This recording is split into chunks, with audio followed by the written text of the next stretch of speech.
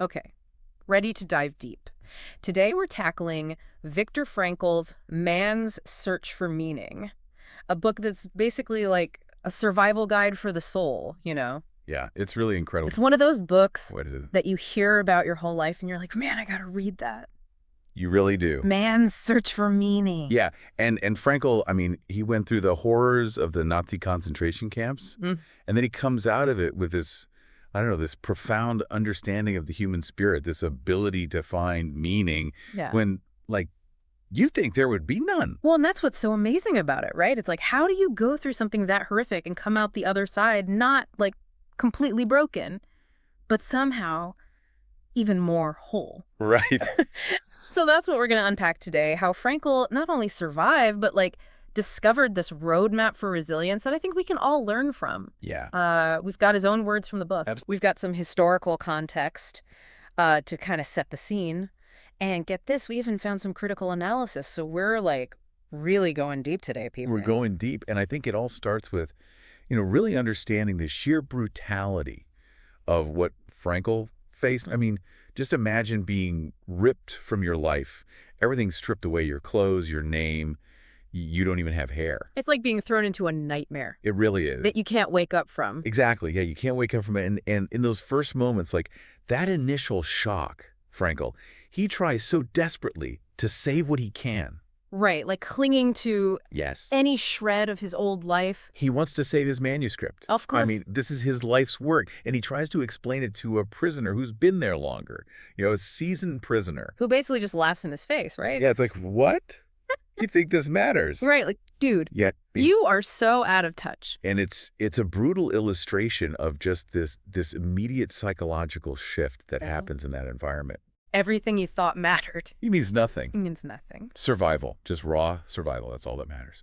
It's almost like all those things we stress about in our daily lives, our jobs, our relationships, it's like they just fade away They're meaningless. when you're facing something so enormous. Totally, yeah. And Frankl even describes how, like, even the desire for sex.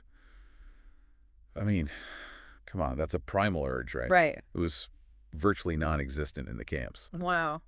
Yeah, I guess when you're fighting for your next breath, romance isn't really top of mind. It's not. It just kind of falls by the wayside. Absolutely. He talks about this one train ride. It took him through Vienna, which is his hometown. Oh, wow. And it even passed his childhood street. And you'd think that would trigger something, right? Yeah, some kind of like comforting memory. Nostalgia, something. Yeah, some kind of comfort. And Frankl, he describes this like strange detachment. He's like, it was like I was observing a ghost town. Wow. And another prisoner even mocks him for it. He's like, what? You live there? Oh, geez. He's like, you've seen enough already. Oof. Like, why even bother? It's like they had to shut down their emotions just to survive. They're like a defense mechanism. Exactly, yeah. You avoid the full weight of the grief, the loss, just shut it To down. numb it out. Frankl calls it emotional death, Oh, wow. a kind of numbness that protected him from that full force of grief, Yeah. but it also made it difficult to experience joy. Yeah, because if you can't feel the bad, you Right. can't feel the good either. Exactly. It's like this weird double-edged sword. It is. And it makes you think, right? I mean, like in our own lives, when we face challenges, maybe not on the scale of what Frankl endured, but things that felt really overwhelming in the moment. Have you ever felt that numbness, that emotional detachment? Oh, absolutely. And I think it's a natural human response to trauma, Yeah. But here's where it gets really interesting. Even in those depths of despair, Frankl, he observed these tiny flickers of hope, Really? these small joys that took on this, like, huge significance for the prisoners. So, like, what kind of joys are we talking about here? Because I can't even imagine. Right. It's hard to fathom, but, like, he talks about the sheer relief they felt when they weren't sent to Mauthausen. Mauthausen, right. Wasn't that another camp? It was, yeah, another camp. And the reason for their relief is, well, it's pretty chilling. Mauthausen didn't have a crematorium. Oh, my gosh. So even in that horrific situation, just the thought of a slightly less brutal death, Yeah. it was enough to keep them going. It's hard to even fathom, like that level of clinging to hope in a situation that seems so utterly hopeless. It really is remarkable, isn't it? But Frankl, he goes on to argue that this emotional detachment, this apathy that we were just talking about, it wasn't just a side effect of the trauma. Oh, interesting. He saw it as a survival mechanism, like a way of coping. Because if you let yourself feel everything, the grief, the fear, I mean, it would just be completely overwhelming. Exactly. You just collapse under the weight of it You'd all. be paralyzed. Right. And Frankl observed this manifesting in these really strange ways, Like he talks about how the prisoners would meticulously maintain their living spaces. Really? I mean, in those conditions, you'd think that would be the last thing on their minds. You would. Yeah. But it wasn't about hygiene or anything like that. It was about avoiding punishment from the guards. So it was less about keeping things clean and more about maintaining a sense of order, a sense of control. Exactly. Yeah. In an environment where they had so little control over their own lives. Right, like clinging to any little thing they could actually control. Precisely. And this brings us to one of Frankl's most, I think, profound arguments. It might be a little controversial, but he really believed that even in the most dehumanizing conditions imaginable, we still have a choice. A choice. But they were stripped of everything, their freedom, their dignity. I mean, what possible choices did they have in that situation? You're right to question that. It's a natural response. And to be honest, Frankl isn't talking about the freedom to just come and go as you please, He's talking about the something deeper. It's the freedom to choose your response to your circumstances, no matter how horrific those circumstances might be. Okay, so he's talking about an inner freedom. Yes. Something that no one can take away from you. That's it. That's exactly right. Yeah.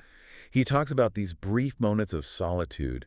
He would he'd sneak away to a water shaft just to be alone with his thoughts. Just to have a moment to breathe. Exactly. And in those moments, surrounded by all that suffering, he found this sliver of mental freedom. It's like he built this inner sanctuary, a place where even the guards couldn't reach him. Exactly. And that choice, that inner resistance, you know what fueled it? Having something to look forward to. It didn't even have to be something big. Even the smallest thing could make a difference. Like a little ember of hope in all that darkness. Yes. Frankl, he talks about how he would imagine himself giving a lecture on his experiences, like turning all that suffering into something useful, an object of scientific study. It's like finding a way to make meaning out of the meaningless. Exactly. Yeah. Our minds are incredibly powerful, And this is where Frankl's big idea comes in. Logotherapy. Logotherapy, right. Haven't we all heard that term thrown around? Oh, I'm sure, but what does it really mean? Yeah, what is it really about? Well, at its core, it's about finding your why, your purpose. Okay. But Frankl, he flips the script on that age-old question, what is the meaning of life? Right, like what's it all about? Exactly.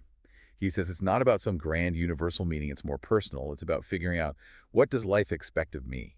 Oh, wow. It's not out there, it's in here. So instead of looking outside ourselves for some preordained purpose, it's about recognizing our own responsibility. Yes. To find meaning in each moment, even, and maybe especially, in the midst of suffering. Precisely.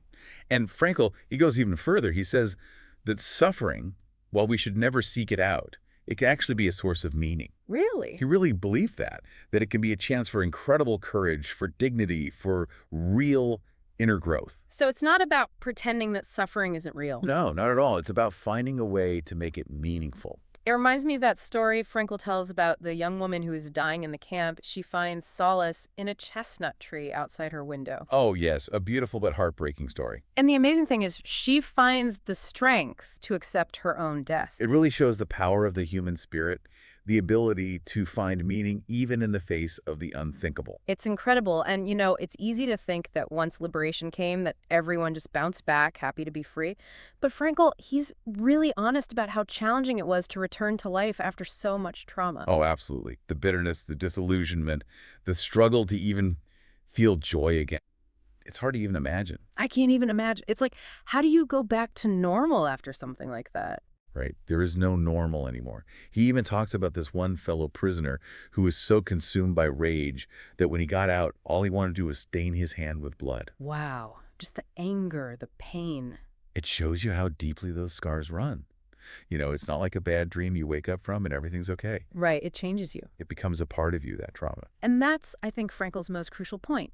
Even in the aftermath of unimaginable trauma, we still have that fundamental choice. We can let it break us, or we can find a way to incorporate it into our being. We can find meaning in the how of our existence. It's like he's saying we have more power than we think we do, even when it feels like we have none. It's true, and what strikes me is that these ideas, these glimpses into, like, the core of human resilience, they aren't limited to, the barbed wire fences of a concentration camp. Right, right. They resonate in our everyday lives too. Okay, but like, how do we even begin to apply these incredibly profound, almost unthinkable experiences to our own lives? We're talking about surviving the Holocaust. I mean, what does that have to do with my Tuesday morning commute? Yeah, no, you're right. It's a world of It's difference. a completely different world. And Frankl, I think, he'd be the first to say, look, there's no one-size-fits-all answer. You know, there's no magic formula for finding meaning. Right. But what he does offer is a framework, a new way of thinking about suffering and resilience that can be, well, incredibly powerful if you let it. Okay, so what's the first step? I mean, where do we even begin to apply this to our own lives? Well, I think it starts with recognizing that we're not just passively reacting to the world around us. Yeah. We are actively choosing our responses. So even if we can't always control what happens to us, Right, exactly. we can control how we choose to meet those challenges. Exactly. Frankl, he talks about this gap between who we are and who we could be. Huh. And he says that instead of fearing that tension, we should embrace it because Yeah. that's where growth happens. That's where we forge meaning. Oh, that's good. That's good. It's like that old saying, what doesn't kill you makes you stronger. But Frankl, he just takes it to a whole other level. Absolutely. And he emphasizes this idea of responsibility, not in a burdensome way, Right, right. but as this empowering force. Like, we are responsible for finding meaning in our own lives, Yeah. even if it isn't, some grand, flashy purpose. So it doesn't have to be about like curing cancer or achieving world peace. Exactly, It exactly. can be something as simple as, I don't know, like showing up for a friend who's going through a hard time. Absolutely. Or pursuing a hobby you'd forgotten about. Yes. Or even just, like, finding a moment of beauty in a totally chaotic day. Right, right. Just those little things. Exactly. And it's fascinating, isn't it? Frankl argues that we find true meaning not by chasing happiness, but, get this, by finding a why that makes suffering bearable, Wow. even transformative. So it's less about seeking pleasure and more about living with intention, Yes. with purpose. Because when you have that why, it gives you the strength to face whatever how life throws your way. Man, that's so true. It's so true. And it's interesting how, all these decades after Frankl wrote Man's Search for Meaning, his ideas feel even more relevant today. Oh, absolutely. Look around. We're practically drowning in anxiety, depression, addiction, this feeling of emptiness. It's everywhere. Yeah, it's like that existential vacuum he talks about. Yes, Yeah. exactly. And Frankl, he argues that this lack of meaning, this feeling of purposelessness, it's at the root of so much suffering today. It's like we're searching for something, but we don't even know what it is. Right. But the good news is just recognizing that existential vacuum, that's the first step in filling it. Okay, that's hopeful. It is. And it's what makes this book, this conversation, so incredibly important. So where do we go from here? What's the takeaway for all of us listening? We've gone deep into Frankl's story. We've talked about the horrors he endured, but also the incredible resilience of the human spirit. So, what's the call to action? What do we do with all this? Frankl, he leaves us with this really powerful question. And I think it's one we should all ask ourselves every single day. What does life expect of me? What unique gifts, do I have to offer the world? What small acts of courage, kindness, or creativity can I embrace today? Remember, meaning it isn't something out there waiting to be found. It's something we create through our choices, our actions, and yeah, even our struggles. It's a lifelong journey, that's for sure. It really is. And maybe, just maybe, the most meaningful moments, the ones that truly define us, aren't found in our triumphs, but in how we navigate those dark nights of the soul. Beautifully said. And in those dark nights, remember Frankl's words, remember his story. We're never truly alone. There's always something greater than ourselves, something to strive for, something to give us hope. We just have to choose to see it. And on that note, we're going to go ahead and wrap up this deep dive into Viktor Frankl's Man's Search for Meaning. Man, what a powerful book. As always, thanks for listening, and we'll see you next time.